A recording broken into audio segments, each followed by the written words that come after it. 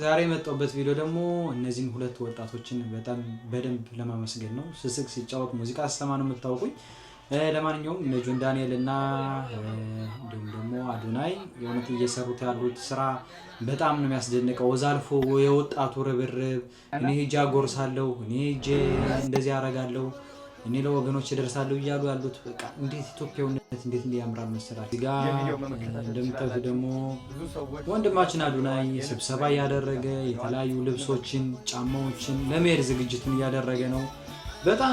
በጣም አስደሳች ነገር ነው። እውነት ኢትዮጵያዊነት እንደዚህ ሲሆን ያኮራል። ሁላችንም ስንተባበር እናምራለን፣ ልዩ ነው የምንሆነው እና በጣም ደስ ብሎኛል። በአቅሜ በቻልኩት መልኩ ለእነዚህ ልጆች ራሱ ምስጋና ቢደርሳቸው እየተመኘው የእውነት ሌላ ነገር ማድረግ ባልችልም እንኳን በቃ በማመስገን እንደዚህ የህሊና እርካታ እንዳገኝ የፈለግኩ ማለት ነው። ትናንትና አንድ ቀን ባልሞላ እንግዲህ እንደዚህ 3 ሚሊዮን ብር ተሰብስቦ ሳይ በጣም ደስ ያለኝ እውነት። አዶናይ በጣም አሪፍ ስራ ነው የሰራው ወንድማችን።